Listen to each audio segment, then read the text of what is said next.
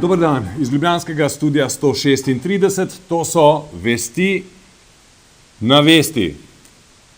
Na slovesnosti v spomin na požig partizanske vasi Gabrovica pri Črnem Kalu in poboj domačinov 28. maja 1944 je spregovoril bivši predsednik Republike Slovenije Milan Kučan, ki pravi, da bo še govoril. Pravice misliti in svobode govoriti ne dam vzeti. Še najmanj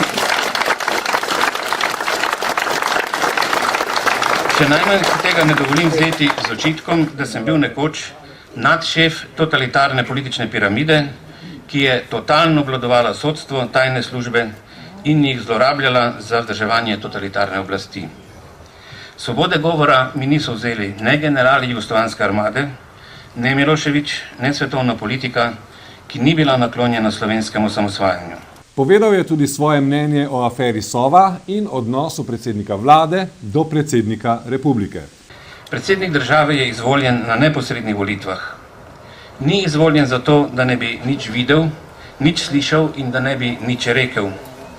Če ne bo smel govoriti predsednik države, naj bomo še tako različnih misli o njegovih ravnanjih, kdo pa bo potem sploh smel govoriti. Ni nujno, da ima prav, a zavračanje besed predsednika republike mora biti argumentirano in predvsem dostojno in spodobno. Zavest je bivši predsednik komentiral tudi neodločnost Boruta Pahorja. Čim prej se odloči, tem boljše bo za njega in za vse nas. Kljub temu, da se s Kučanom strinja tudi Aurelio Juri, je tudi njemu jasno, da Pahor odhaja na predsedniške volitve. Jaz upam, da bo predsednik sam spoznal, da je njegova želja, da bi se pojavil kot kandidat na predsedniške volitve, škodljiva za stranko. Mi bi morali voditi projekt do konca državnozborskih volitev prihodnje leto, zato bi moral njegov izziv, jaz sem to tudi odkrito povedal in pisal, biti seveda mandatarstvo prihodnje vlade, ne pa vodenje republike in skupaj že zdaj poiskati drugega dobrega kandidata. Pojavilo se je ime gospoda Gasparija. Podobno razmišlja tudi Patrik Vlačič, svetovalec Boruta Pahorja za promet in pomorstvo, ki pravi, da bi naredil vse, da bi Borut še naprej vodil stranko. Jaz sem en izmed tistih, ki bom poskušal narediti vse, da Borut Pahor ne bo šel na predsedniške volitve. Jaz mislim, da je prav, da gremo na parlamentarne volitve in da nas bo on na parlamentarnih volitvah tudi pripeljal do zmage. Ne, Borut, ti svetla luč. A tudi sam misli, da se je Pahor, žal, že odločil drugače. Borut se je odločil, on želi kandidirati. In zato se je po sili razmer pripravljen tudi sam podati v bitko za predsednika stranke. Jaz bi, če bi prišlo do take situacije, da bi Borut šel na predsedniško, jaz sem prepričan, da bo potem zmagal, jaz bi bil pripravljen kandidirati za predsednika SD-ja. Medtem ko čakamo, da Pahorjevo kandidaturo potrdi tudi njegova stranka, je predsednik SNS Zmago Jelinčič svojo kandidaturo za predsednika republike že napovedal. Čeprav sam pravi, da so pristojnosti predsednika tako rekoč nične. In kakor državni zbor odloči, tako pač je. In predsednik mora zgolj sprejeti tisto, kar je odločil državni zbor, kajti v državnem zboru so poslanci, ki jih je izvolilo ljudstvo.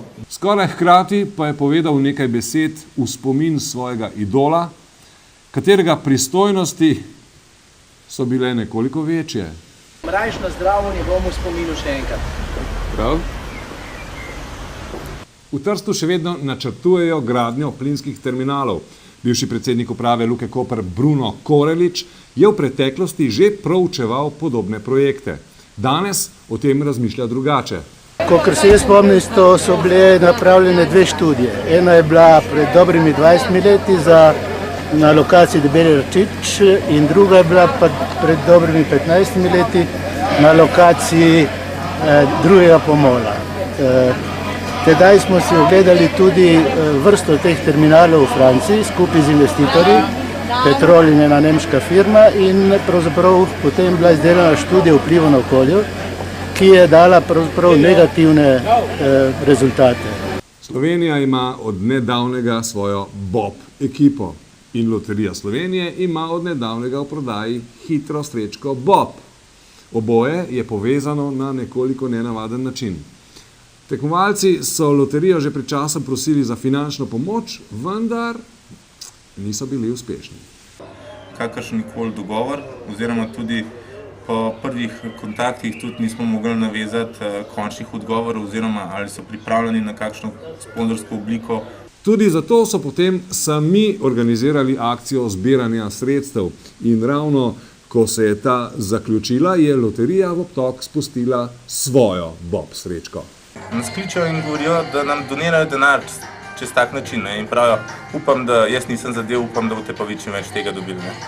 In na tak način smo tudi zvedeli, da sploh obstaja ta srečka. Državna loterija, pička in materina, naše Bob ekipe sploh ni nič vprašala.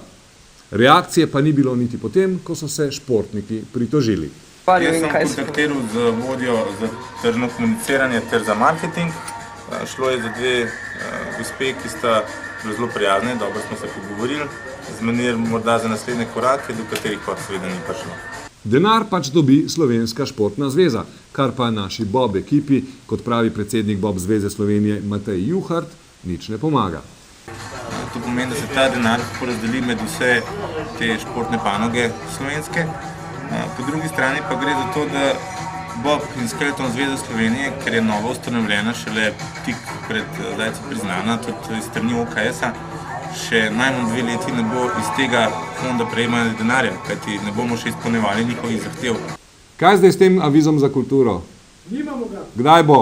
Jutri. A veš kaj? Jebi se.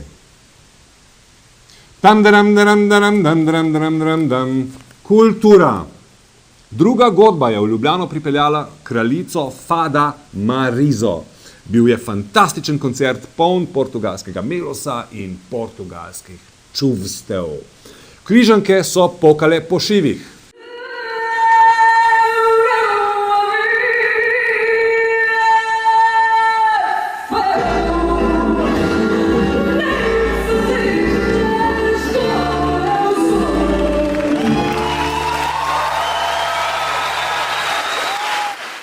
Komentar dneva, slovenski televizijski jezik. O dvoustničnem uju Jonas Žnidaršič. Drage gledalke, dragi gledalci, ko sem se pred kratkim lotil nove naloge vodenja osrednjega dnevnika Vesti z naslovom Vesti na vesti, me je jasno skrbelo eno. Kako bom znan po mrcvarjenju slovenskega jezika vzdržal konkurenčni pritisk velikih slovenskih imen? Tanko, Lajovic, Bobovnik, Pucer, Zgonc, Vonta, Pesek, Janežič, Pirc, Klemenc, Simčič, Čuček, Jurič, Širok, Terček, Lah, Hudeček, Pikl, Hočevar, Laurič, Bergant, Pengov, Vodopivec, če naštejem le nekatere. V želji, da bi se velikanom približal, sem tudi sam poskušal posnemati njihovo brezhibno govorico, vse v imenu dviga slovenske televizijske govorne kulture. Žal, ni mi uspelo. V vsaj 2 oddajah Vesti na vesti sem se trudil ujeti zapovedane TV standarde, a popolnoma pogrnil pri izgovorjavi dvoustničnega U. Iz mojih ust se besede vlada, vreme in uročina, oprostite, slišijo skrajno berasto. Dejstvu, da to brez težav uspeva zgoraj omenjenim, se bom čudil vse življenje. Zato sem se odločil takoj in odločno. Jaz, Jonas Žnidaršič, bom v Vestinih vesteh na vesti vestno, zavestno in zvesto govoril vlada, vreme in vročina. Zakaj? Ker razen uglednih TV eminenc tako nihče ne govori. Jebi ga, se pač ni prijelo dovolj.